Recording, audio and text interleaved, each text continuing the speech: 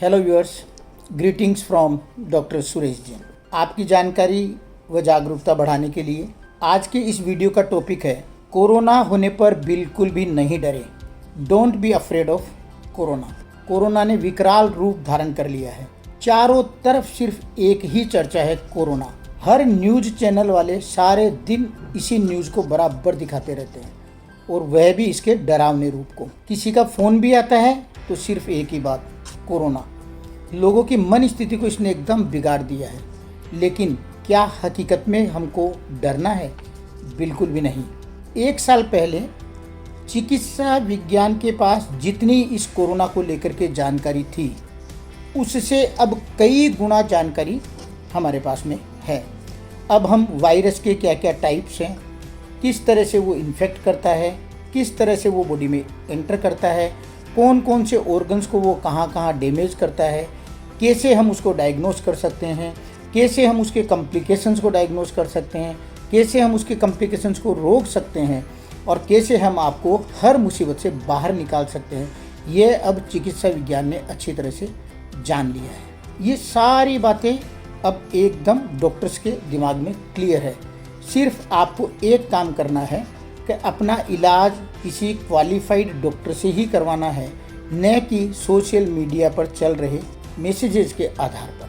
अगर सही समय पर कोरोना की डायग्नोसिस हो जाए तो मैनेजमेंट बहुत ही सिस्टमेटिक तरीके से, क्योंकि अभी हर स्टेज के प्रोटोकॉल्स अवेलेबल है, और बढ़िया से ट्रीटमेंट बिना किसी परेशानी के हो सकता है।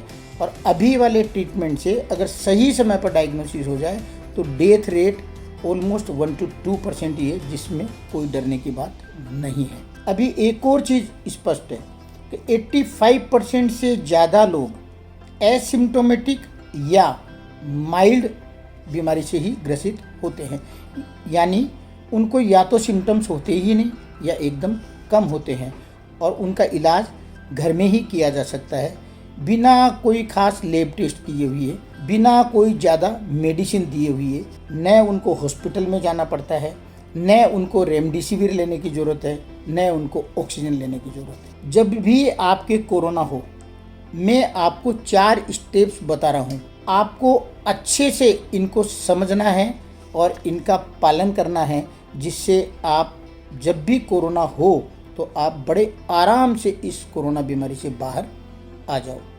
सबसे जो पहला स्टेप है वो है, जैसे ही आपको कोरोना बीमारी होने का संदेह हो, आपको इमीडिएटली अपने आप को आइसोलेट कर लेना है।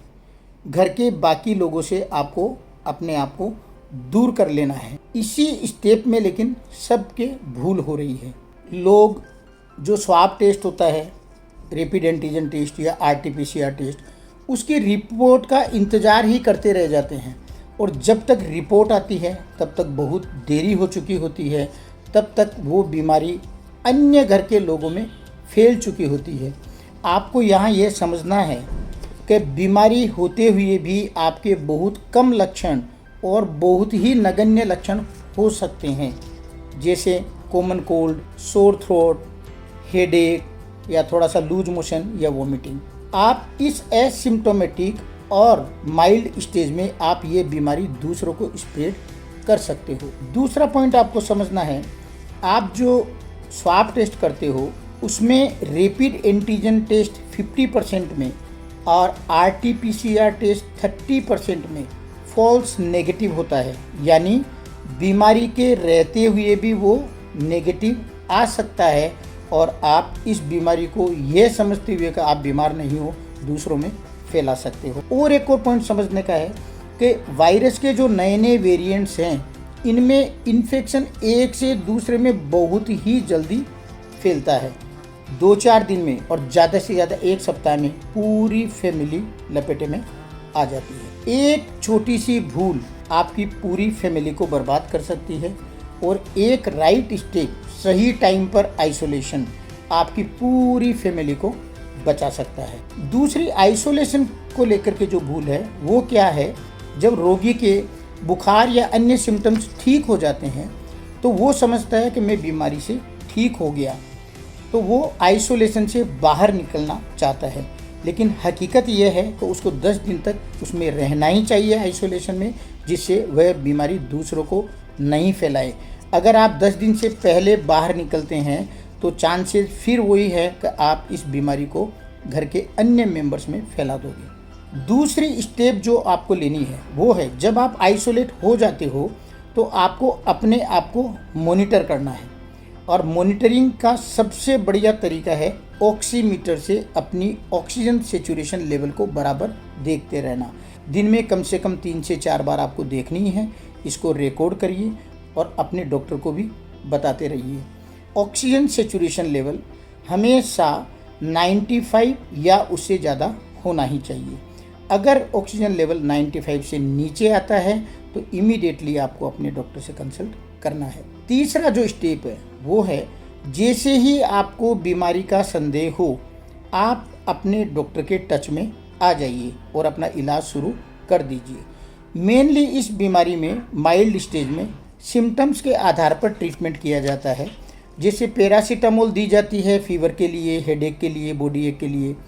कुछ एंटीकोल्ड मेडिसिन हो सकता है ज़रूरत पड़े, और गार्गलिंग वगैरह किया जा सकता है। आपको इस चीज़ का ध्यान रखना है कि पैरासीटामोल को भी प्रेस्क्राइब डोजेज में ही यूज किया जाए। बहुत ज़्यादा लेने से साइड इफ़ेक्ट्स हो सकते हैं। डॉक्टर आपको शायद कुछ इम्यूनिटी बूस्टर्स भी दें, जैसे vitamin B complex, vitamin C और विटामिन डी, और साथ में जिंक। और मैं आपको एक हल्दी की सलाह ज़रूर दूंगा, क्योंकि हल्दी बहुत ही एक अच्छा एंटी इन्फ्लेमेटरी कंपाउंड है। चौथी जो स्टेप है वो है हमारी जो कोरोना की डायग्नोसिस, जो हमने संदेह किया उस बीमारी को कंफर्म करना।